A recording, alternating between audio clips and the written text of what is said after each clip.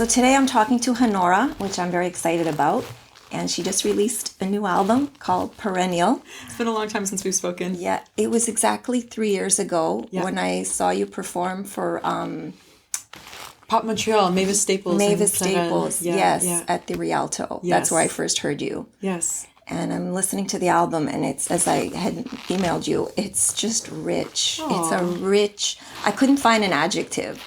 And it's rich. There's so many layers to it. And did you record it during the pandemic? So I demoed a lot of those songs during the pandemic when I was like locked away alone in my apartment. So a lot of the demoing and finding the piano riffs and coming up with bass lines and choosing certain textures for the vocals happened when I was kind of alone at home. Okay. And then we actually went and recorded it in the winter of 2022. So Feb. And then did the mix in April or March, and then it was finished by late March kind of thing. But some of those songs are pandemic songs, and some of those songs I wrote as long ago as 7 years. Like Candle Wax is one of those. I wrote that a long time ago. Wow. And then Afterlife and If Life Were a Movie were written in 2021, late 2021. So some are very recent as well. I like the fact that a lot of artists during the pandemic got super, super creative and very productive, whereas other people obviously didn't. It depends on your frame of mind.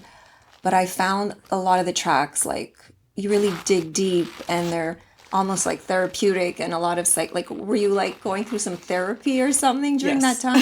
A lot of digging deep. Well, okay, when I last spoke with you, I was right on the cusp of like the biggest year of my career to that point. So I had toured Canada, was about to hit a US tour, and signed my first record deal, put up my first record, and it was go, go, go, go, go until the pandemic hit. Okay. So I hadn't realized it, but during that process, I was burning out. And because there were some kind of creative differences with the label I was with at the time,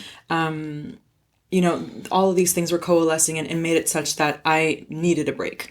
So I took the break, and there was therapy, there were personal upheavals and all that stuff. Like for most people, we've all had losses and big life changes and stuff like that. So I did not have it together the whole time, obviously. There were many breakdowns. Who does?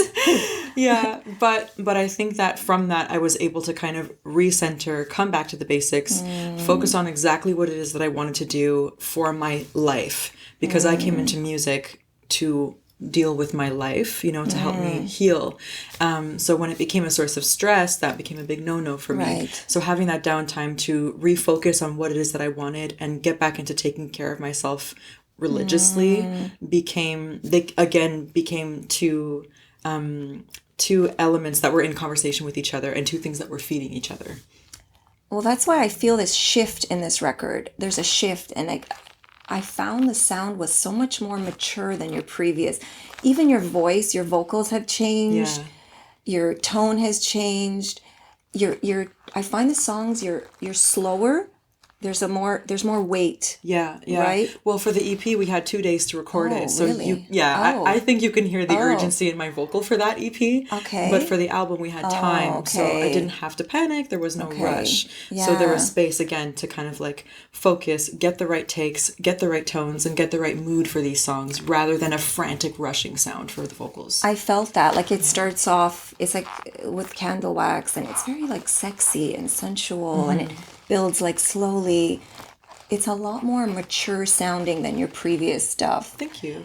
Not just artistically, but I guess because personally, as you said, you went through a lot. So, well, that's kind of what the album kind of became for me. Is like Candle Wax I wrote when I was 22, before I could play any instruments.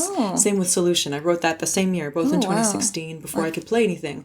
So it was just vocals and like snapping and tapping on tables and shaking tambourines to make demos at the time. Wow. And then I revisited them during the pandemic. But that's the funny thing is, in fact, my manager, Joe, noticed this connection while we were in the process of recording. He said, it's funny, like you kind of come upon the same subjects over and over, but from different perspectives over time. Yeah. And that's kind of, I think, what's happening is I'm coming back to these songs that I wrote when I was like much younger. And because I'm singing to that younger version of me with the lessons I know now, there's kind of like I know what you're going through, but this is kind of silly and everything's going to be okay sort of vibe to it. That's how I felt singing them. But I felt that, like, your perspective, I felt like a whole shift. Yeah. Like, I know you, I know your songs, I know your thing. Your thing. I know who Hanorah is, sort of. Yeah. But like I said, I felt like a shift, not just in the voice, but in your approach and everything. Even like, yeah, you're dealing with love and loss and romantic relationships and all types of things, but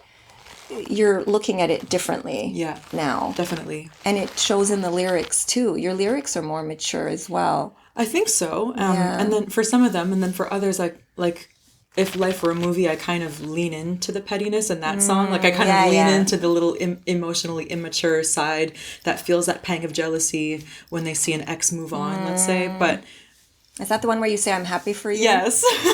And I am, but there's always that little, so what I'm trying to do, instead of pretending to be more mature than I am, is just kind of like say what is and have a laugh about it. Okay, but nobody's mature and nobody really has their shit together. And the people that pretend to are all faking it. Some fake it better than others. I guess, yeah. Right? Yeah. What's the one where I have notes? The one, Skeletons, yeah. That's it. Yeah, you heard me play that one at the Rialto. Yeah.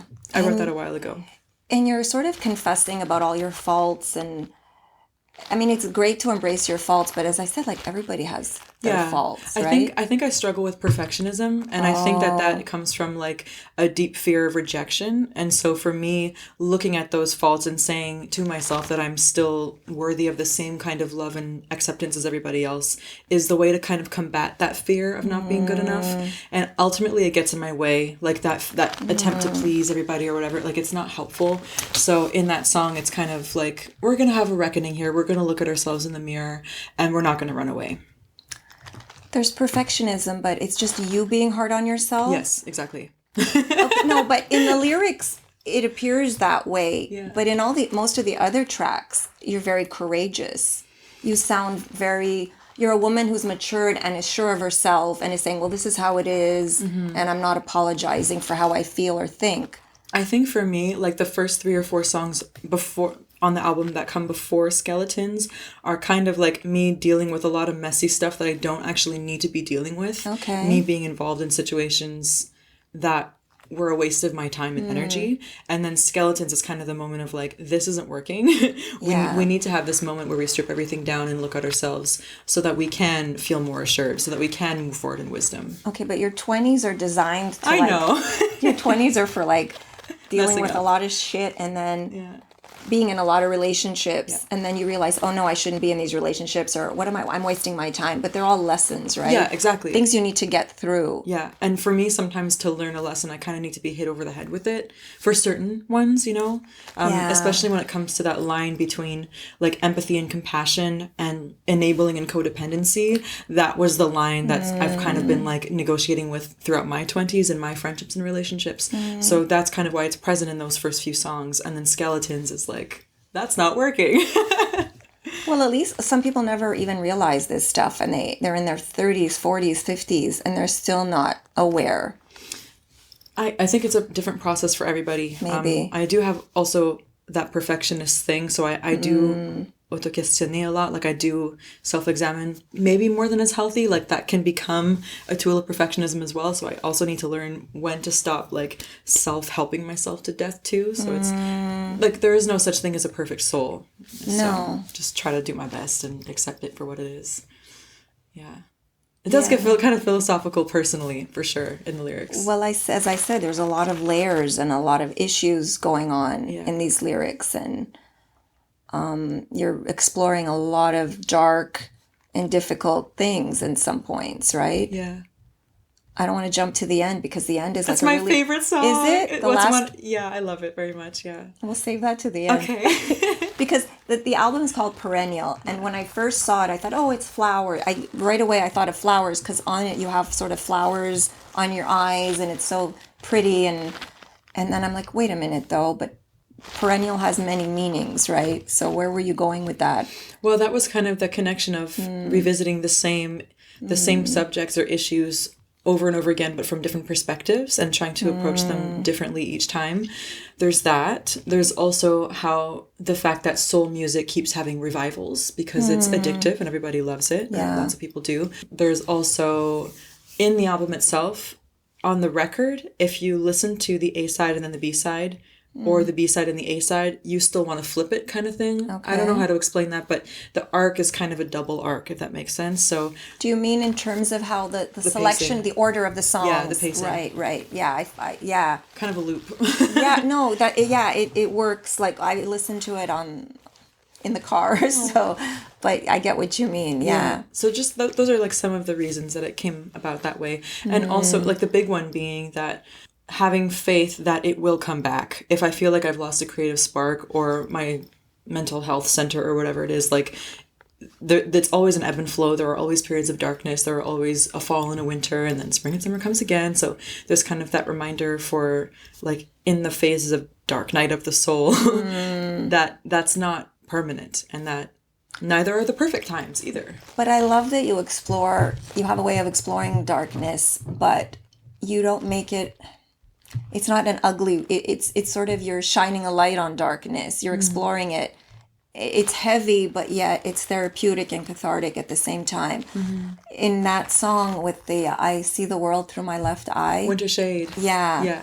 That's kind of a dark song. It's kind of sad, but what's your message in that one? I was trying to figure that one out. Yeah, that's one of those songs where it's like open to interpretation. I think that I had an idea of what I wanted that song to be, and I think that the lyrics are subtle, probably because I felt maybe a little bit unsure about delving into that subject, but it is about family. It's about like identity and which camp do you belong in and which box do you check on your census and all that stuff. So and the kind of confusion, but also like that doesn't matter. Like it doesn't matter if I fit into a box or not because I'm still a person, and that fact is undeniable regardless of exterior labels. And at the same time, I recognize that those labels come from a history, and I understand why people feel the need for those labels too when it comes to community and safety. So it's kind of that negotiation of what does this have to do with me? I am a part of this. It's kind of that both are true, you know? Well, it's your truth. It's your personal experiences. Yeah, so. Exactly. And those personal experiences don't always align with what people expect that they're going to be or tell you that they should be or what other people impose on you. So there's a conflict there for me.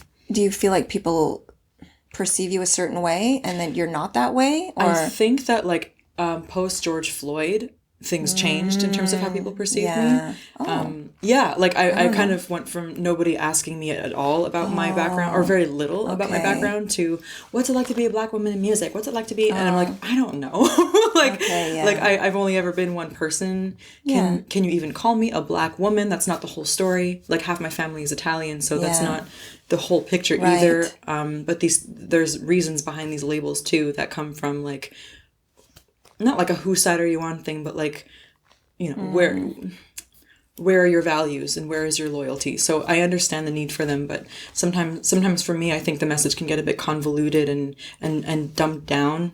And I struggle with that when I'm trying to have a connection with a person, you know. Did that song come out after the George Floyd thing? Yes. No. I didn't notice until you said it, but yes. It did, eh? Yeah. Okay. Well, it makes sense.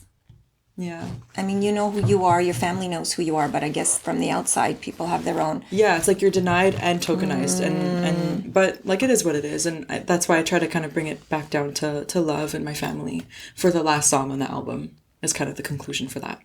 Are we going to hit the last song? Sure. Okay, we'll go there. But then we're going to have to come back somewhere else. Sure.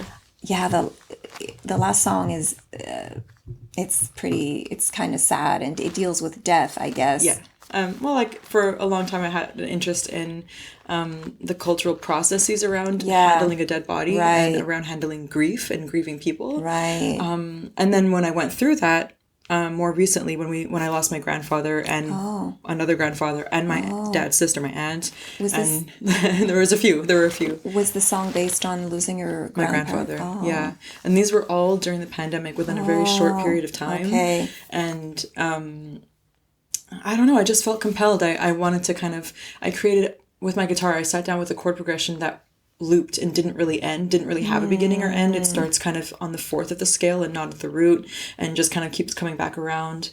And I liked that for the theme of Perennial and for the idea that like, even if somebody physically passes away, there is no denying the impact that these people have had on my life and on their world. So that was why I made that choice. And it's sad, but I think I needed to get that one out, you know. Okay, well, therapeutic again. Yeah. And it's the last track. Yeah. And it's sort of an ending, but the album is Perennial. It's the infinity of it. It never really ends. Yeah, and the funny thing, I forgot this, but same thing with the album. It, like, you can flip it. Yeah. And the album begins and ends. Yeah. In both directions. Yeah. And for that song as well, we did all of our main piano vocal tracks. I played the piano on that one, actually. Oh, wow. I did all the piano on the record. Okay. But I wanted my family's backup vocals on there. At the end. Okay. So I brought 2 microphones to my nonna's house and like set them up in her living room, and I have a picture of it of like these mics in her living room, and my family all standing around in the semicircle, and I'm there with my little headphones, like choir directing them. I didn't know that. Yeah, it was really beautiful. So we have their vocals on there too. We're all singing for my nonno together. Oh wow, that makes it even more special now. I didn't know. Did you film that? Yeah. My mom filmed some of it. Oh wow! Yeah. But it's for your family. Yeah, it's more for us. Yeah. Yeah, but that's you're always going to have that. Exactly. I was hoping to because my nonno had an organ that he played, and my nonna, or I guess they had donated it to a family through their church or something. So I was trying to find this thing to add, but it didn't work out. So that'll be for a future project. Yeah. Oh wow. The singles that you had released, you did The Drudge. Drudge, and then before that was Solution, and before that was If Life Were a Movie. So I had read in one of the promo stuff that had come out about The Drudge and how... So Paul had come up with some... Yeah. He's your guitarist. Yes. Yeah, he'd come up with some kind of hook or something. Yeah, like the chord progression is really wonky. Yeah, very funky. Really strange. Yeah. It doesn't really stay in one key. Right. It kind of transposes throughout the song 4 times or something. Okay. And it was so off kilter and strange. And I asked him what do you want on this for vocals? Yeah. Because it was going to be for his project originally. And he said that he was just thinking about Toby from The Office and the kind of slug of the 9 to 5 and everything. And we were both very overworked at the time. So I just kind of I wrote down some quick lyrics on a little note, piece of cardboard, I think, that was just around that felt like it fit that theme. Okay. And I thought about Toby from The Office and his life and just kind of wrote that out. Oh, wow. And it was connecting with the kind of impending burnout we were both going through at the time. So wow. That one's pretty funky. That was the video that just came out. That was fun. Yeah. I love that one. That was really fun. Monse and Brittany did a great job. She did. Yeah. And in the video, so you've got all this dead weight on you, all these ghosts or whatever, they're all ghouls are all hanging off of you. So what's the story? You're trying to say that we're all carrying dead weight on us, or I think it's more about the absurdity of our baggage and how these things that sometimes we hold emotional attachments to as our personal experiences can hold us back. Yeah. And that if we try to carry old ways of thinking into new situations, it's not always harmonious with our new situation. And it's also just really funny to have these wonky people just clinging to on you. And they want more from you and they want more from you and you're just can I breathe? So we came out of a pandemic. Yeah, but it kind of made me think of we have people in our lives that are like that. They're just sucking everything out of you and you just want to unload them as well. Yeah, absolutely. Like vampires. It's it's hard to know where to draw that line sometimes, but that video really focuses on the humor of it, and for me the connection always comes back to music, so that's where I find my freedom, and that's what we tried to accomplish through the fun and humor of the video. The vocals in that one are really jazzy. You're doing a lot of, I'm not going to sing because I'm here, but a lot of woo, woo, woo, woo, Oh, the bridge. Yeah, that was so fun. Yeah, there's a lot of Motown-y, very, like you said, very soul, very funky, this album. Yeah. And then there's an upbeat love song. What's the love Good song? Love. Good Love. Yeah. Yeah. That one's really a feel-good song, too. Yeah, I have a lot of fun with that one. Every time we play it live with the band, I love that one. Yeah. Well, you're playing live next week, right? October 20th, yes, the album launch at Studio TD on St. Catherine, and it's free. So... How do you get tickets for, do you have to... It's first come, first serve. You just show up early. Yeah, doors are at 7, the show's at 8. Okay, so. I thought maybe you had to go online and reserve. No, it's first come, first serve, so you can just show up. Free show. Free show. It's a big enough venue. I think everyone will get in. Okay. Slingshot. That was, I think, one of my favorites. Yeah. And it made me think, you don't have to get personal, but, somebody really pissed you off. Yes. And like now everybody, like, I'm curious. I'm sure. Does the person in that song know who they are? I have no idea. I have no idea.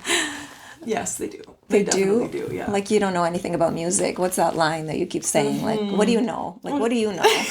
I love it. It's in your face. Yeah. I think that I think that when you're very young and signing your first record deal and you're in a room full of people that have $1 million that they're trying to decide whether they're going to give you any of that money to make your record, their expertise is important, but sometimes, you know, it can get a little bit foggy as to who's actually doing what, like who's the musician in the room. Yeah. You know, everyone's role is important in this industry. Of course, it's an ecosystem. It takes all types to make the whole thing work. Right.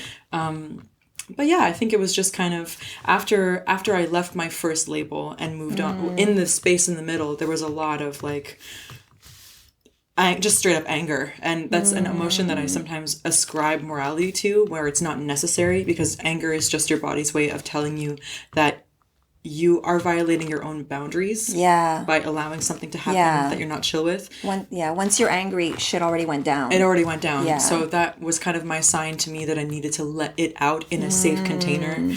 Instead of dragging it around with me into every room and every deal and every show and every song for the rest of my life. Like, I needed to write that one off of me and move forward. So I don't know if the person or people or whatever that it's about, I don't know if they'll ever hear it, if they care. Okay. But it feels good. It feels good. It feels good to kind of like reclaim that meanness, that I know how to write a song, I know how to sing, and if it's so easy, then, you know. Yeah, let's see you try. Exactly. So what do you know about music? What do you know about soul? And there's also this pattern in Quebec specifically, and I spoke with this with others before, but like artists talk amongst ourselves. We communicate with each other about what our deals are like, who's happy in which label, and all these things. And what one person was telling me, a person I really admire and respect a lot, was that what happened with me with the first label was textbok for R&B in Quebec, especially for artists of color doing R&B and funk and soul and all that. They don't know how to market it. So what happens is, if it doesn't perform like the indie, you know, chanson stuff, they kind of put the blame on the artist, saying you're not doing enough, your show's not good enough, your music's not good enough. And it's even if none of those things are true. Yeah. So what I responded to that with initially was, okay, I'm going to book an American tour and prove that I really mean it, or prove that I can do this. And I got the Jazz Fest opportunity in 2019, and I got Pop Montreal like, through people that I knew and friendships I had made. Right.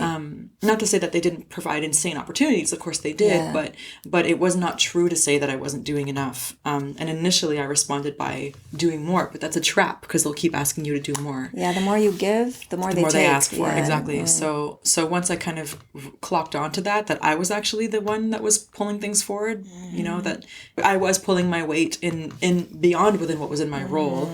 A spell broke, and I was like, this industry is ridiculous. Like, it doesn't have to be like this. It's all smoke and mirrors. What do you know about music? You know? Yeah. Who are you to tell me what soul music should sound like, or what it should look like in a show, or how I should dress? Like, there's a limit. Yes, we all want to present it well. We all want the project to go well, but that doesn't need to become a dictatorship where somebody else is like dangling your future in front of you if you don't obey their every word, you know. Well, what's that song, Gatekeeper, by Jesse Reyes? Yeah.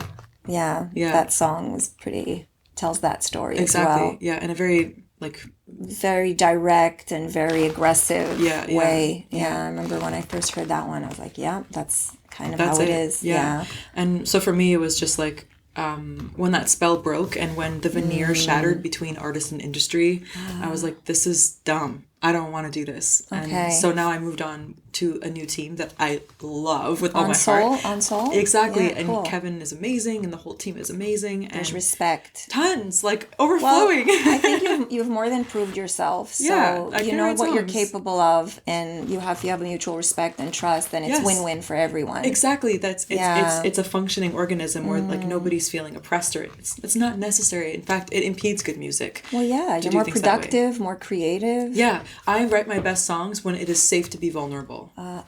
Okay, that's why a lot of these tracks are very vulnerable on this album. Yes, vulnerability requires safety. And if your team is working against you, you cannot do that. So I'm very, very grateful to be moving forward with this, with Ensoul, with Kevin. Cool. So it's today, right? Yes, it's out today. So today it's released, and next week is your show. I know.